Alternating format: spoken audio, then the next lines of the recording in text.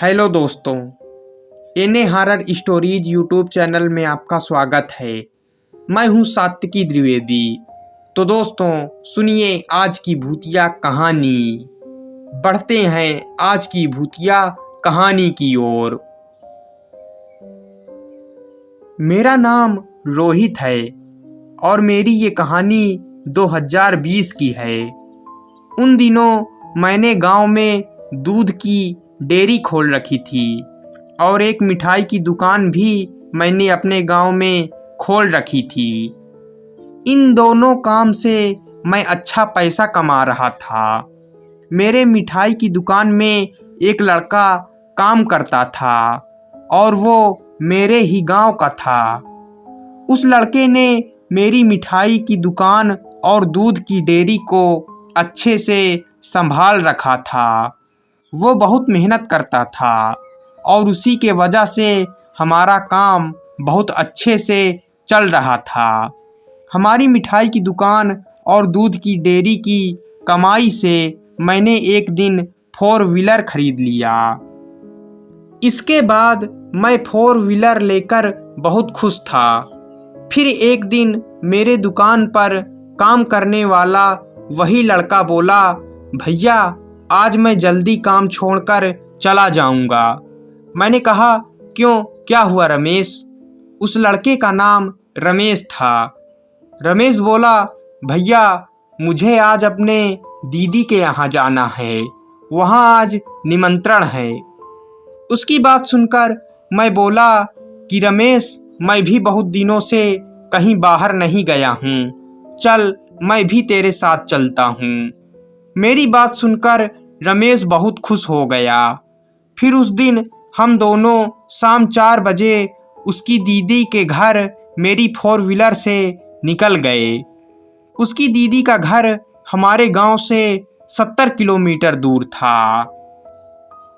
उसकी दीदी के घर जो रास्ता जाता था वो एक सुनसान और पहाड़ी इलाके से गुजरता था। कुछ देर बाद हम वहां पहुंच गए और खूब मौज मस्ती की। इसके बाद हम दोनों लोग रात 11 बजे वहां से चल दिए। रमेश के दीदी और जीजा ने हमें बहुत रोका, लेकिन हम नहीं रुके। करीब आधा सफर तय करने के बाद मैंने देखा तो रमेश सीट पर सो चुका था। मैंने उसे डिस्टर्ब नहीं किया। फिर करीब 1 मिनट बाद मैंने देखा कि बीच रास्ते में एक आदमी खड़ा था।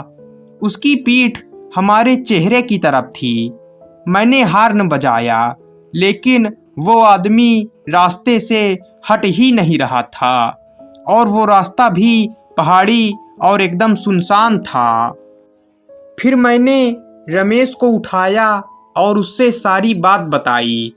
फिर इसके बाद मैं और रमेश गाड़ी से उतरकर उसके पास गए तो हमने देखा उसके शरीर में मिट्टी लगी थी और चेहरे पे काफ़ी चोट लगी थी और उसके सिर से खून बह रहा था। फिर मैंने उससे कहा कि भैया आपके तो बहुत चोट लगी है, चलिए हम आपको अपने गाड़ी में बिठाकर अस्पताल छोड़ देते हैं। हमारी बात सुनकर वो आदमी बोला, भाई अस्पताल में जिंदा आदमी इलाज कराने जाते हैं, मरे हुए नहीं। मैं तो मर चुका हूँ, मेरा इलाज कौन करेगा? इतना कहकर वो जंगल में भाग गया। हमको और रमेश को उसकी बात सुनकर बड़ी हैरानी हुई। फिर रमेश ने कहा, भैया ये आदमी मुझे पागल सा लगता है। रमेश की बात सुनकर मैंने कहा, हाँ भाई ये आदमी पागल था।